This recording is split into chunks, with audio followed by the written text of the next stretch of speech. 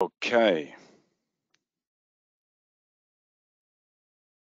I hope you can see the presentation right now, and it should be in the right format. If not, please share with me in the chat. No, it looks good. Cool, lovely, thank you very much. Okay, then let me jump into it as well. Right, Florian, Magnus, Arne, I love that we are the 4 ones to open up the webinar session 2023. And even though we are already in 2023, we prepared a lot of stuff to annoy the audience a little bit later. No, I'm just joking, but if you expect benchmarks like open rates or click rates or anything like that, you may not end up finding this in the presentation here. Our focus and the idea behind that, and that's why I tweaked the headline a little bit, we call it the Black Friday Madness. And what we wanted to do here is taking the 4 perspectives from the brand side, from the ESP side, from the mailbox provider side, and from the CSA side to provide you with the feedback, hey, what happened starting Black Friday and then looking forward into the holiday season? How does it look like in the email ecosystem apart from commercial success and apart from commercial KPIs? So that's how we are structuring our presentation. And it is not a real presentation. It is a talk between the 4 of us. If you've got directly related questions, let us know. We're happy to answer them if they directly link to the topic. Otherwise, we're also happy to answer them after the presentation. We will not need whole 60 minutes to present all that stuff to you. The intro, I will try to give you some figures and throw some figures in advance. Arne will give you the mailbox provider's perspective, and then I'm very happy that Florian is sharing for us the busy times looking at it from a mailbox provider's perspective. And for sure, Westwing as the brand is also interested in to get the most out of the season. And I'm very happy that Magnus is there and talks to us about it. This is me. You see me on camera. I quickly jump over it. Why are we talking about Black Friday in specific about last year? We recognize that Black Friday is nothing new, but last year in 2022, we had the feeling that Black Friday was a bit over the top compared to other Black Fridays. Why does that happen?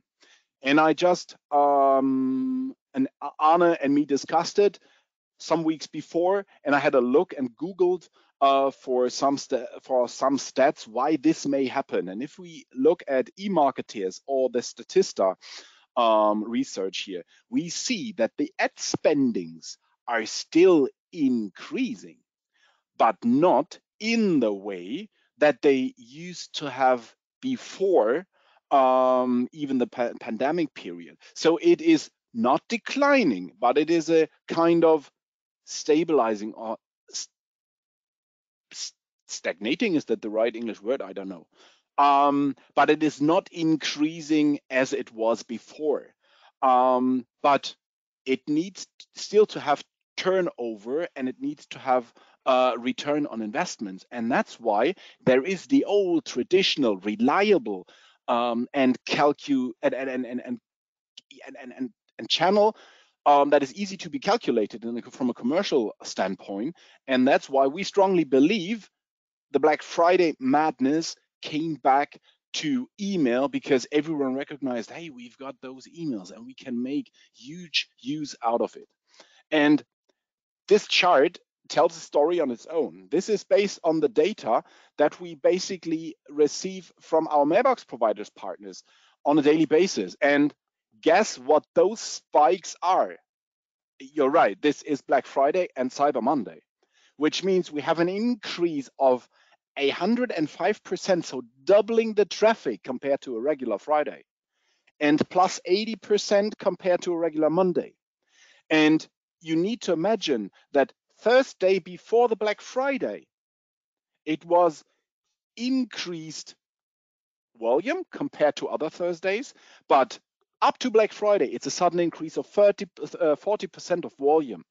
And this means that impacts ESPs and that impacts the mailbox providers. But it's not just about the volume, it's also about the traffic and the quality of traffic. It is an increase of nearly 100%, so nearly doubling the spam trap hits compared to a regular Friday, and 83% compared to a regular Monday. And also this sudden increase, we see this here again, from the Thursday to Black Friday, nearly 50% plus, which is a very bad sign in terms of, hey, come on, we use all the data records that we have in our database and include an ad sign, and then let's squeeze out the rest of commerce. Same case here. Even though you're contacting your subscribers, or the subscribers have been contacted, we have an increase, nearly or more than doubling in spam complaints compared to regular Friday, and 76% compared to a regular Monday.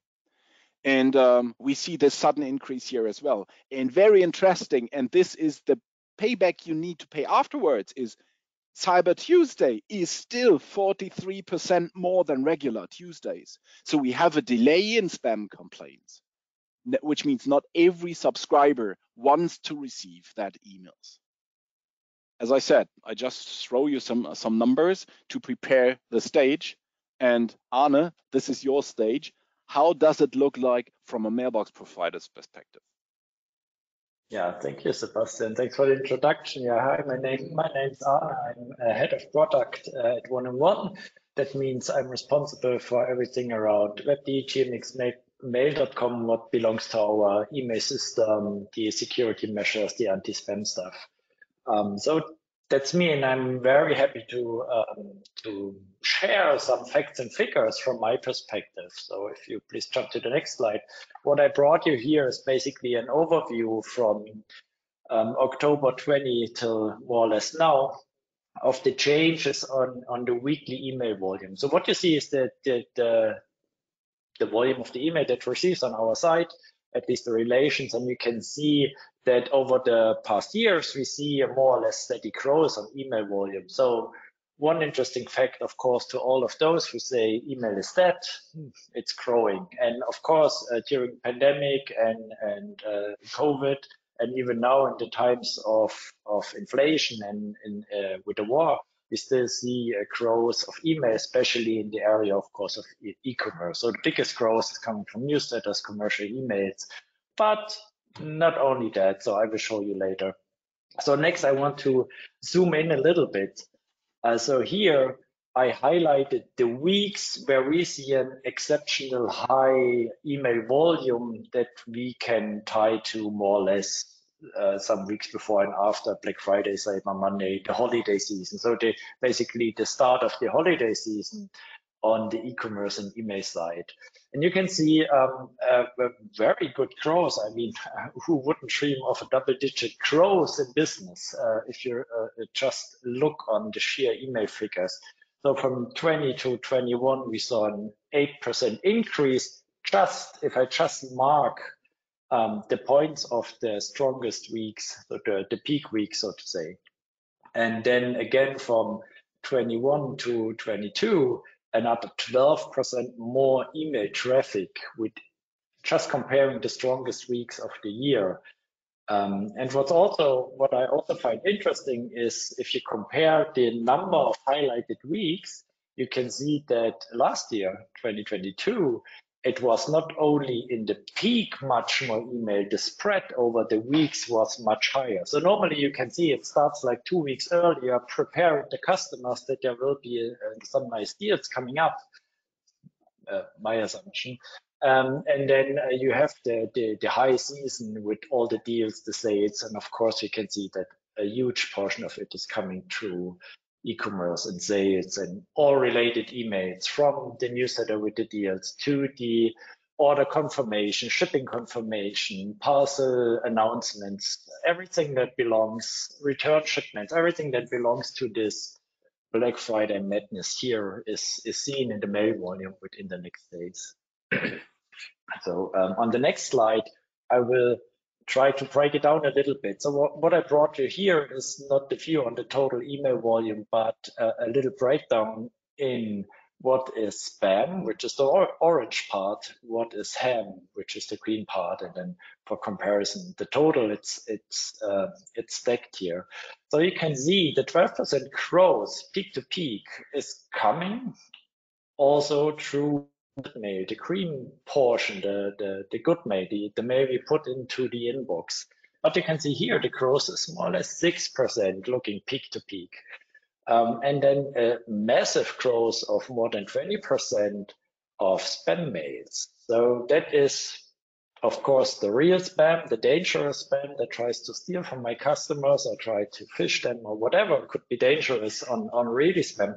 But it's also a growth of unwanted email where the customer decides to no longer receive it in the inbox, and that is also in there.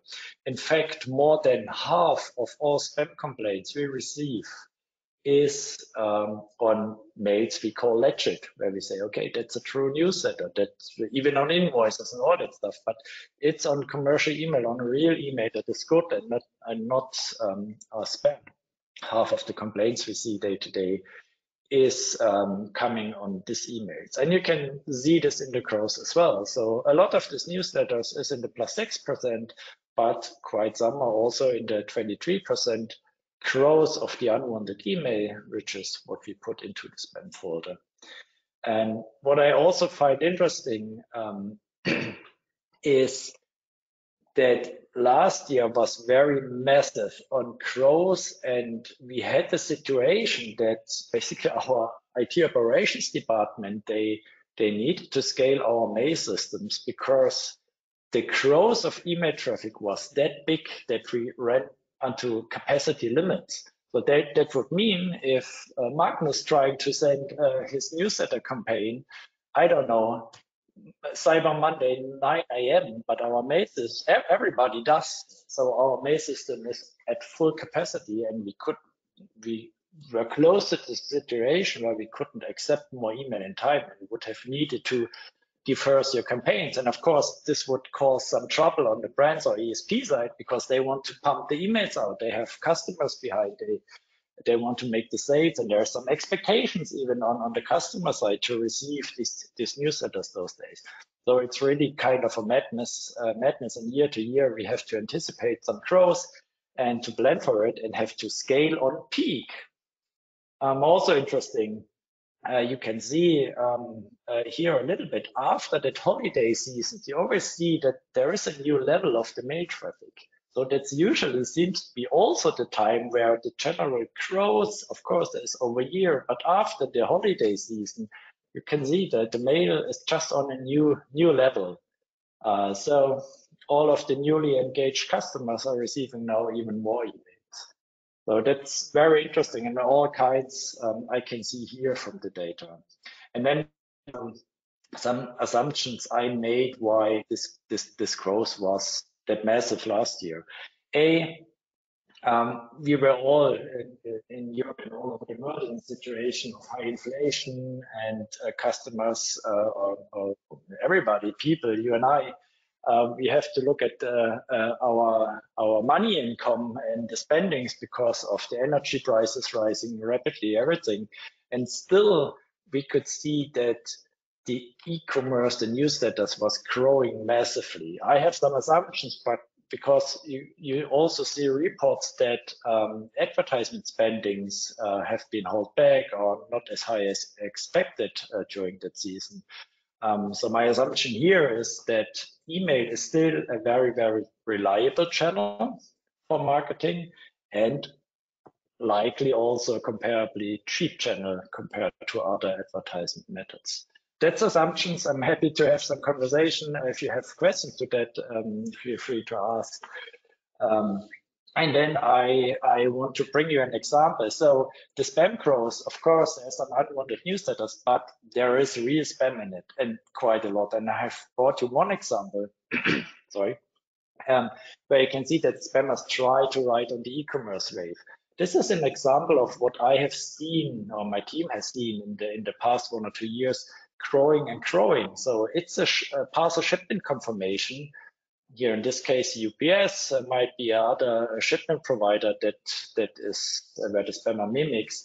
And basically it tells you, hey, we have a package for you. Click here to make an appointment. Then after some clicks and data inputs and whatnot, you land on a page where they say, hey, you have to pay customs. It's just €1 something, pretty small to read. And so they try to ride on the wave and steal some money from my customers. And what I observe, it's just an observation from my perspective. In Germany, most of the parcel, if you do e-commerce, is like the big shipment providers like DHL in German, DPD and others. And I see a lot or much more spam of this kind from the not so common shipment providers. And my assumption here is the idea behind this: as a spammer, I not only have to defeat the systems from the mail provider that detects the spam, but also I have to defeat the customer. So if you ordered a lot, you don't know which delivery service will send it to you. Maybe you don't remember everything you ordered or when it will arrive. So if it's a mail coming from a not so common provider, you might be tricked more easily in this case, because you might know that DHL never asks you to pay €2 to get your parcel delivered, but you might not to. Maybe you're not so sure if it's UPS or FedEx or something that is not so common for you. So that was a little example. I hope I could bring some insights to you. And so now I hand over to Florian, give you an ESP perspective. Thank you, Florian. Yeah. Thanks, Arne, for your perspective. And yeah, Florian, you're one of the issuer. Next to Magnus, you are teaming up to make the most out of Black Friday. So yeah, feel free, let us know what are you doing on Black Friday and how do you see it and how do you prepare for Black Friday? Yes, thanks Arne, thanks Sebastian for introduction. Yeah, I try to provide a bit perspective from ESP side, and the tricky thing is I'm in deliverability, obviously. So I'm speaking a bit from that perspective, and our goal is, of course, to protect the environment, to let our customers deliver as many mails as possible. And that's, yeah, and if you see some of our blog posts, that's probably not always exactly the same than yeah, the perspective of our marketing department, because Black Friday, as you just mentioned, also for Magnus, that's the big party, and the message is send as much as possible and make money. And yeah, but from deliverability side, we need to keep a few points in mind, and that's also how I structured my part. I want to speak about the situation before Black Friday, then what happens during Black Friday, and afterwards, after the party, we have to clean up. Everybody knows that. Yes, so first of all, it's important to authenticate the mail correctly. I think that's nothing new, nothing unusual, but especially at these busy times, it's very important to yeah, to do the good stuff, the authentication stuff, aligned authentication, and try to make it as easy as possible for Arne to identify ham versus spam. And we want to be seen as ham. That means we must do our homework before. That also means that we should implement DMARC, not one day before Black Friday, but in best case, already a few weeks before, test it, implement reject policy, and do all the authentication stuff so that our mail is really clean, and then we are not victim of the phishing attacks that, of course, are seen from the outside. And another important thing is your DMARC records are visible. If you know that you are customer.com, everybody can check what's a DMARC record for customer.com, and if you don't have a good DMARC record, they say, and they know exactly, you're a good victim. So let's move forward with that. So be careful with that if you don't have these stuff in mind.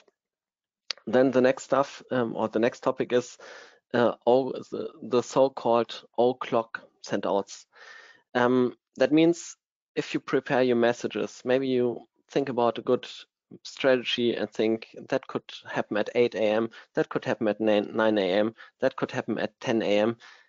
Yes, but the full hours are exactly also the peak times from the ISP. So what if you just send at 8 a.m. and 7 minutes, something like that? So try to spread it a bit so that it's also easier for the receiver side to accept as many messages as possible from you. Sorry, I just want to second this, not to interrupt you, I'm sorry, but actually this is really a point, like I just said. There is days where the madness is as high as you cannot imagine. So everybody tries to send basically at the same time, everybody knocking at the front door of our mail service at the same time. Actually, it would be much smarter if we could somehow spread the email traffic just minutes. It must not be hours. It's a couple of minutes earlier, before or after the hour, actually reduces significantly the amount of concurrent senders in our MTA. That's really a point. Yeah. Good, thanks. Yeah, that's one of the points, and that's, I mean, yeah, Arne, Magnus, Sebastian, we know each other and others in our environment, of course. So we speak to each other, we know what we expect from each other, and that's why we, in the end, share knowledge about best way to do the sendouts. That's why sometimes that's the case. Yeah, then another strategy is regarding the strategy itself. Don't flood your clients with tons of emails and reminders, and that's a 8 a.m. 8 a.m. offer, 9 a.m. offer, 10 a.m. offer, because everybody's doing it. And from receiver side, maybe not everybody is in the business as we are and is checking the mobile every 5 minutes. And if you open your mobile and have 80 messages, it can happen that people simply delete, in best case, all the messages, or in worst case, spam or junk all the messages. So that's important as well.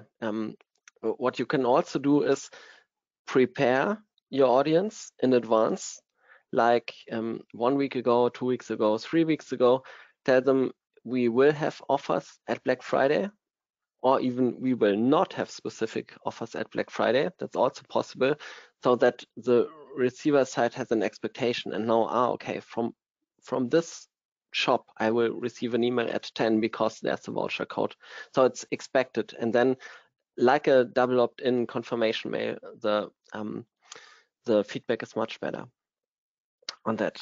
Yes, and last but definitely not least, one of the most common mistakes is playing around with address segments that you are not targeting normally. That's also what Sebastian meant.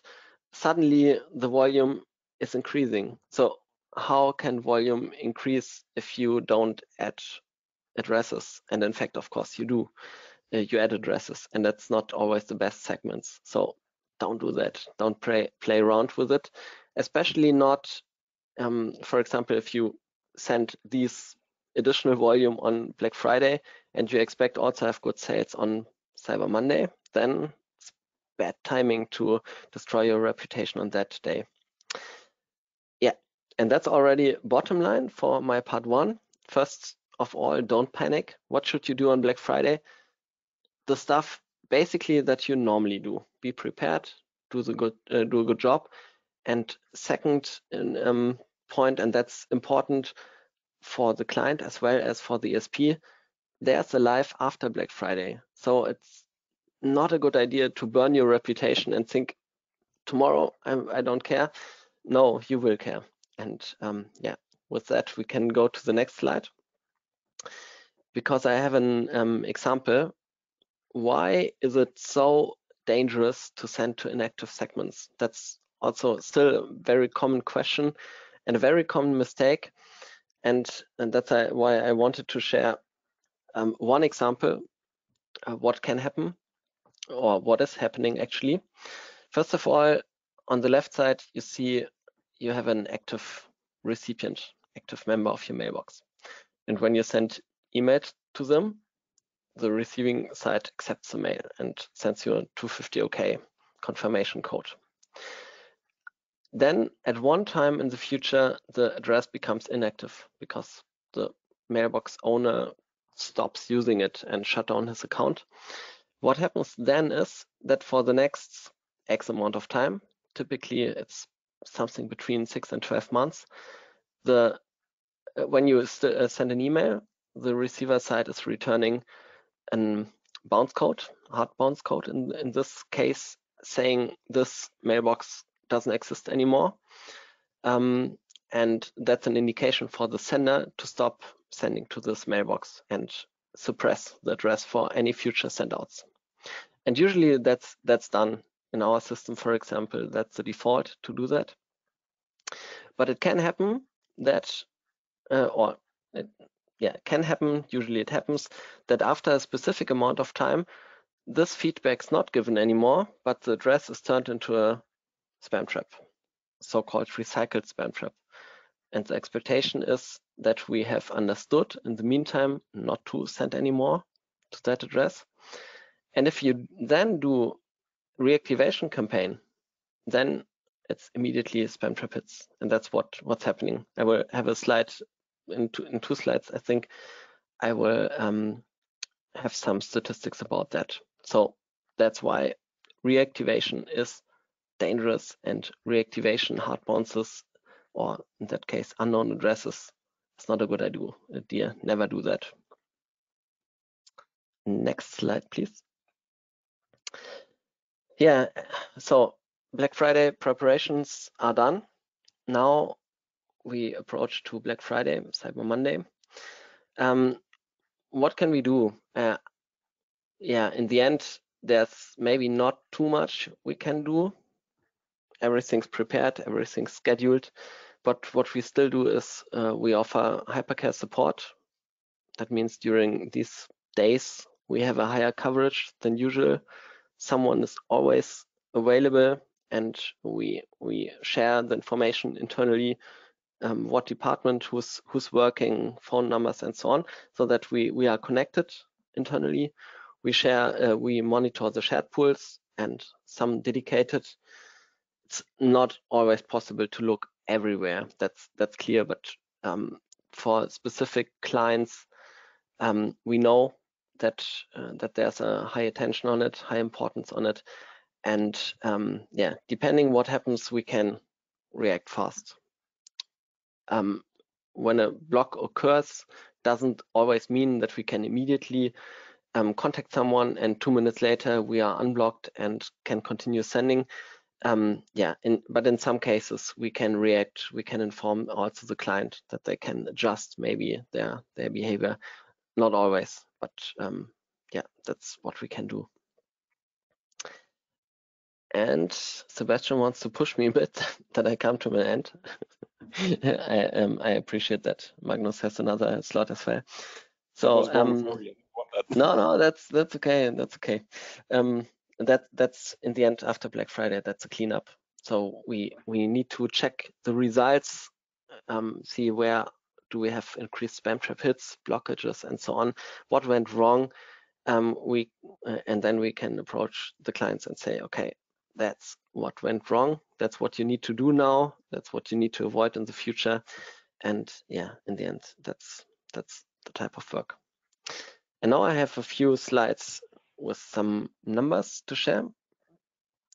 To be fair, that's not our average examples. I explicitly tried to find dedicated IP pools where the increased trap hits are very visible. Black Friday and Cyber Monday, always what you can see. And you can also see that the orange part, the recycled traffic is the one increasing a lot. That's what I mentioned earlier with the inactive segments that are being targeted again. Of course, there's also additional typo traps and a few additional pristine ones, but the key part or the key problem is hitting recycle traps. Next slide, please. Yeah, that's a good slide for us because on other sources, it's not that visible. For example, that's a CSA monitor. But to be fair, it's the overall average about all of our customers. So in that case, we don't really see an increase in trap hits overall. So not too bad. Maybe the numbers look a bit better than I would actually believe. But that's it. Next slide, please. Yeah, that's probably the last slide I wanted to share.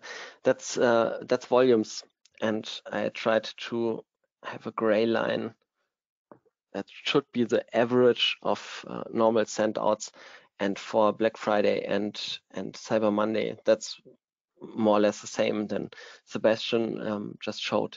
The volume is higher, and just good volume that is being accepted is not a problem for our MTA apparently, so they are processed fast.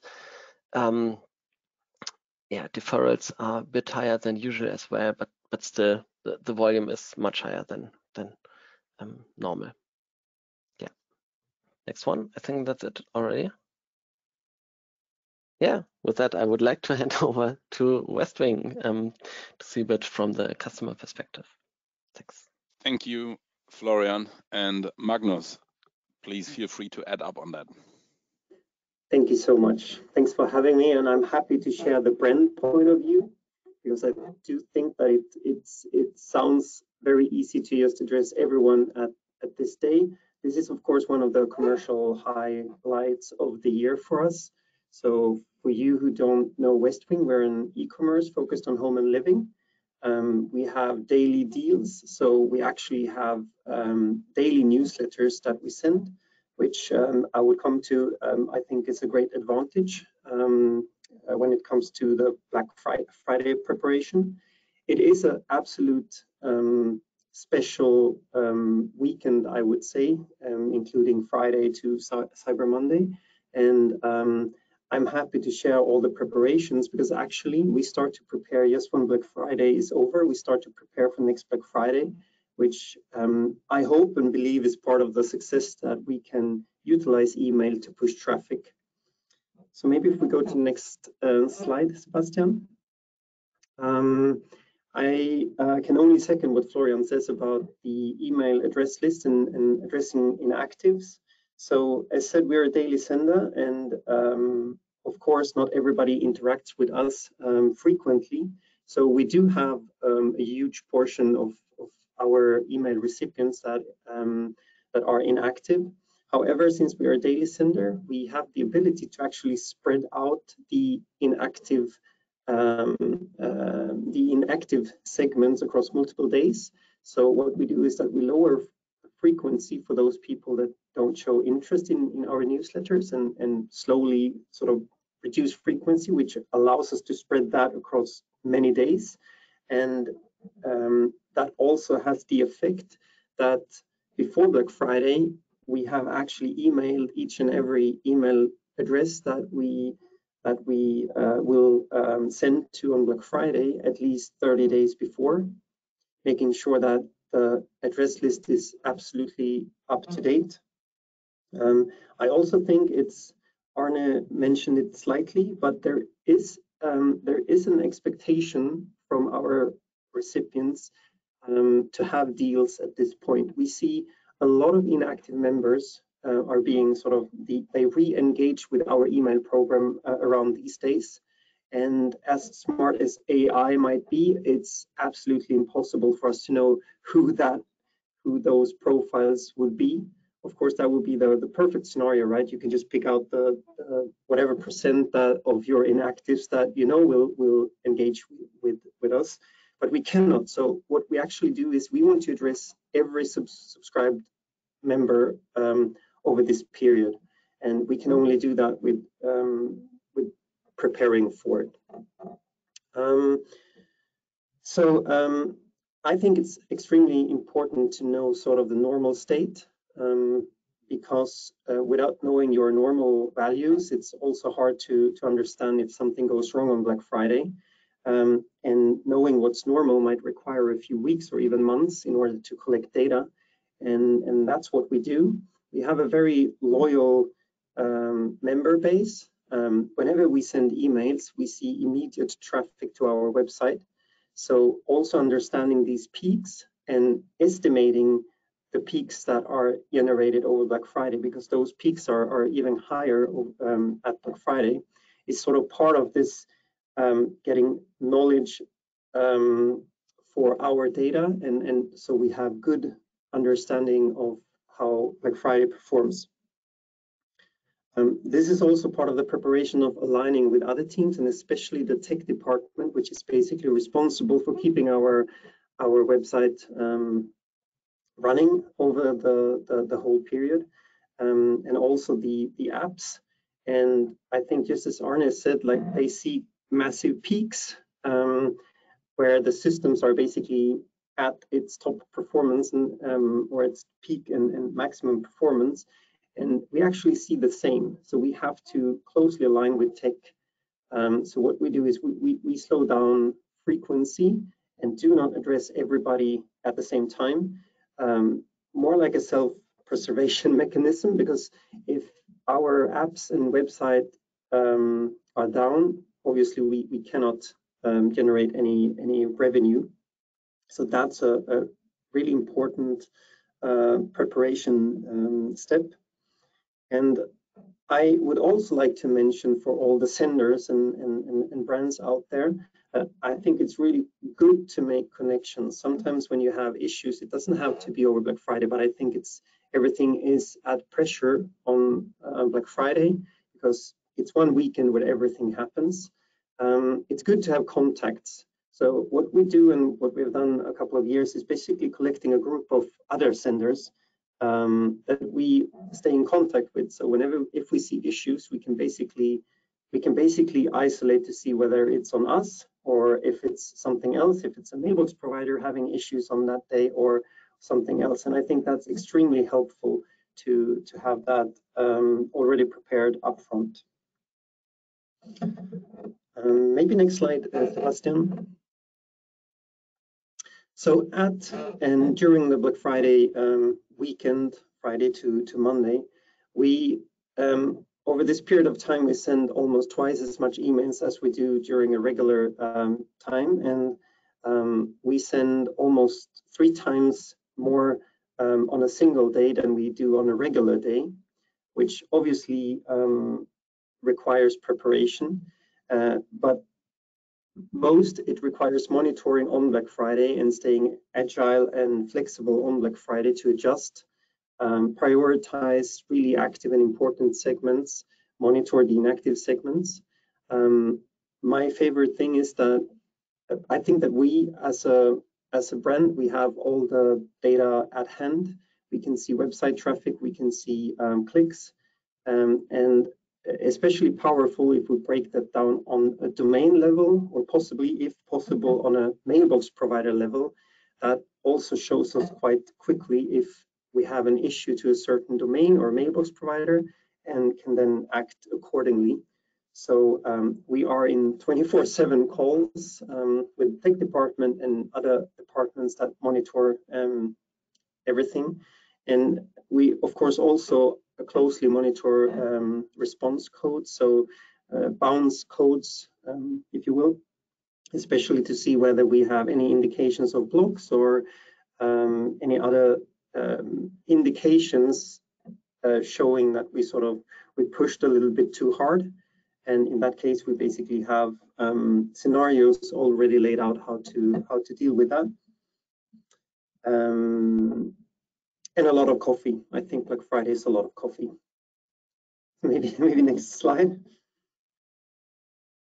I like that. Yes, I think that's it's early mornings and it's late evenings, but it's a fun experience, right? But requires a lot of coffee. After Black Friday, what we do is basically we try to return to normal. So on a normal day, we have basically deliverability KPIs. We have positive KPIs and we have negative KPIs.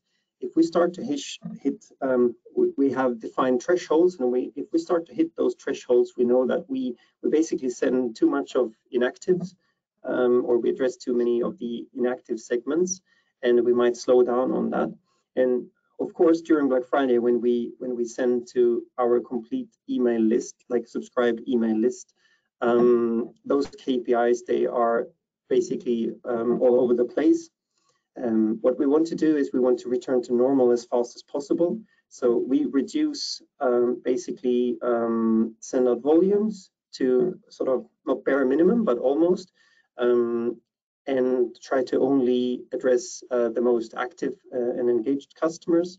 So all the KPIs, like you mentioned, like spam trap hits, like complaints, bounces, everything return as soon as possible to normal state. And when we see that, we start to basically address the inactives again, as per our sort of default segmentation logic.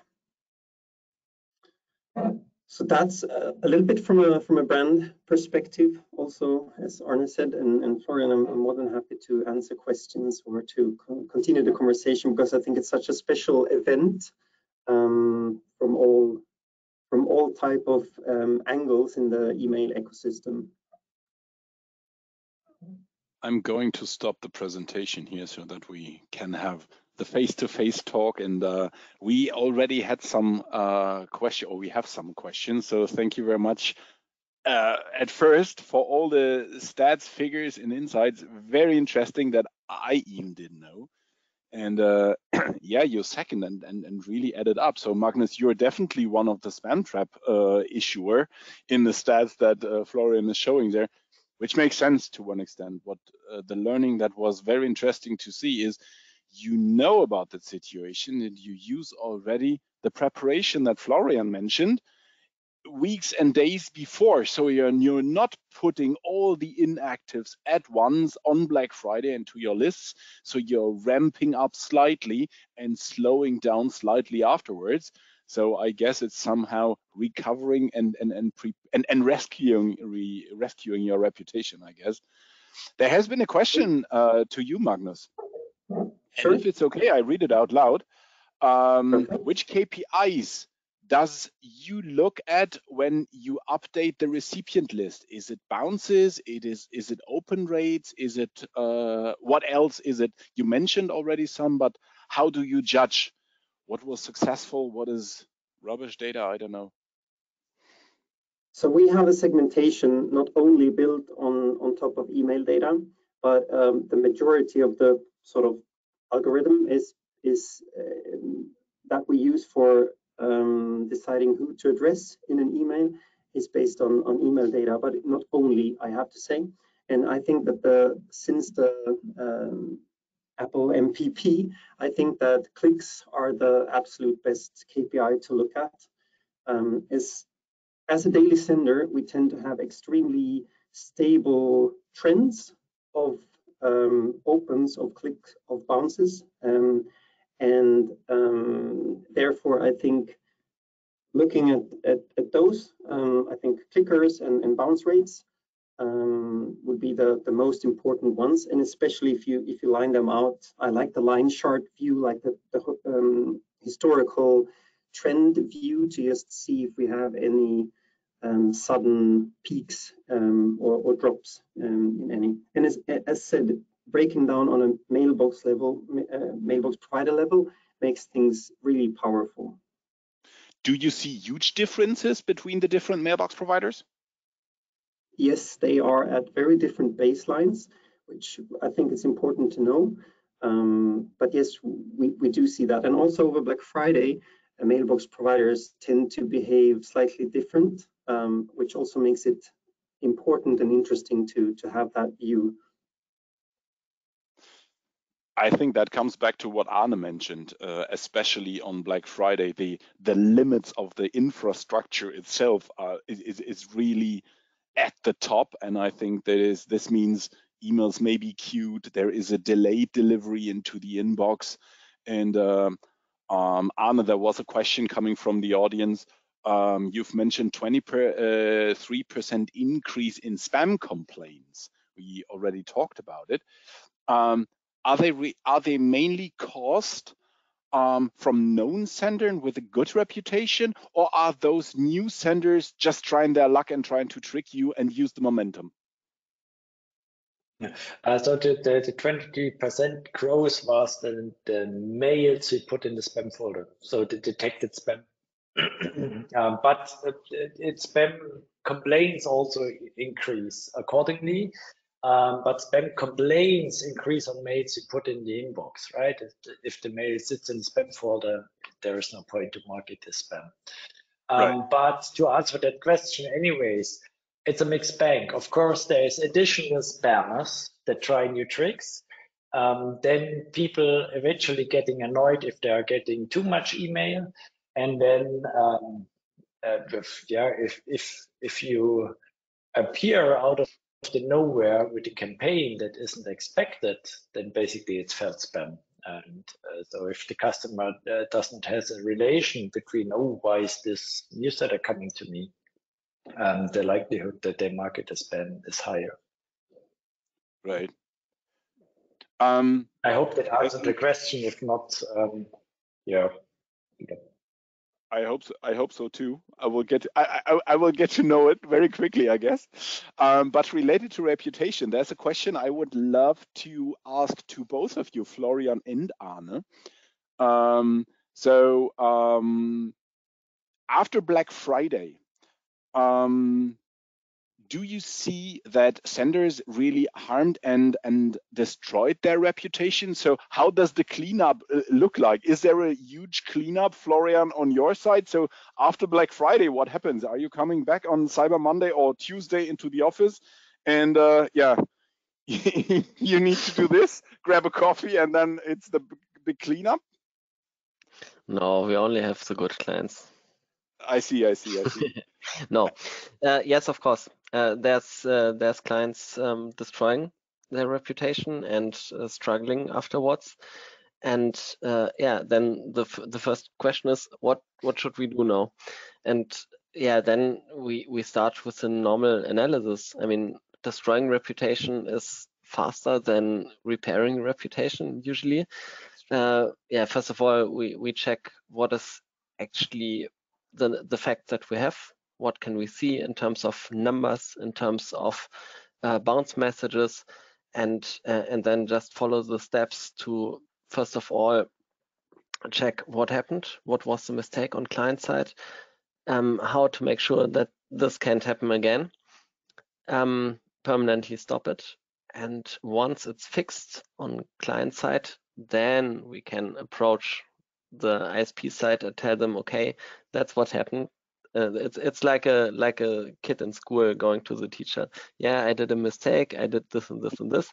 I did this and this to fix it, and please give me a second chance. In the end, it's like that. And then we need to prove that we have really improved, or the client has really improved, and yeah, maybe stop the inactive segments for the beginning, and prove with the most active segment first of all that the numbers can be good if we do all the good stuff, and yeah, then we can get back to normal. But that's usually the steps. Right. Arne, do you see broken reputation, and is it like that? I can pretty much imagine what happens after Black Friday. All the broken reputation. Now we've got roughly 11 months time to repair the reputation, to break it again on our next Black Friday. So yeah, like the kids. I mean, my kids come to me every other day. Dad, sorry, not the next time, but it will be next time for sure. Christmas. How does it look like on your end? You forget Christmas. Yeah, 1 month yeah. to fix it. One wants to fix it right. So there's quite some dimensions to it. Of course, eventually, so if you are sending out a big load of email and eventually customer gets annoyed, they might mark it as spam. And then in this relationship, so between you as a sender and that customer, means the emails will end up in their spam folder. So even if you're a very good, well-known, reputable brand, you write to customers that have bought from you recently, that doesn't necessarily mean they want to receive a lot of newsletters.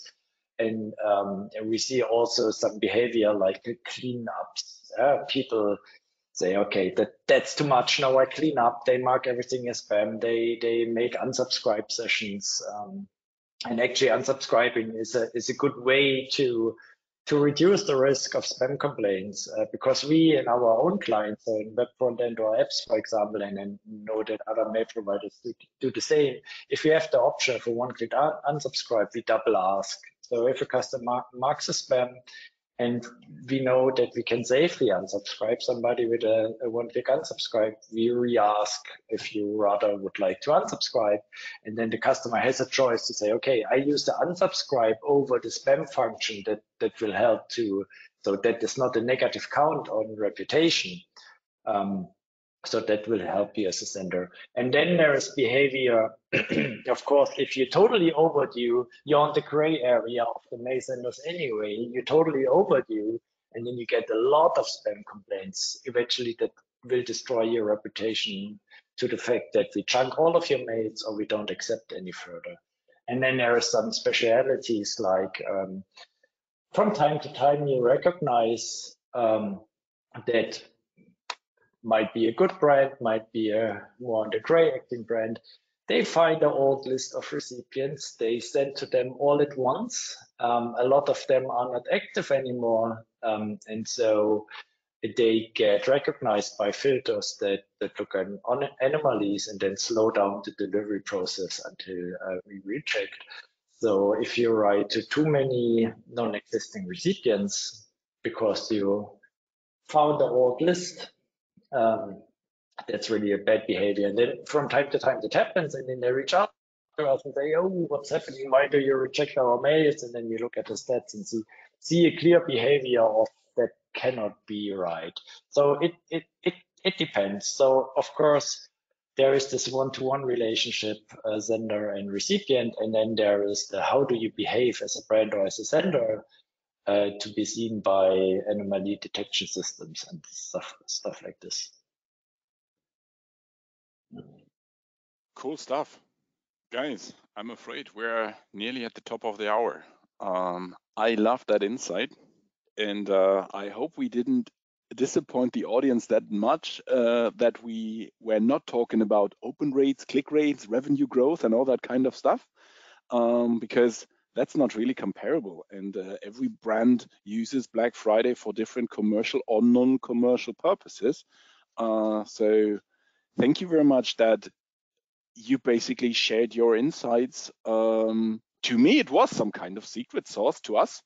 I hope the ESPs and senders and brands in the audience group learned from it. And Maike, we're done.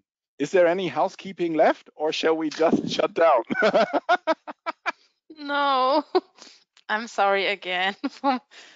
I don't know what was the problem, but yeah, the presentation was good. That's a good thing. So thank you all for joining today, and thank you for your time today. Thanks for having us. Thank you. Thank you, guys. You. Have a great Thank you evening. very much. You too. Bye. Bye-bye.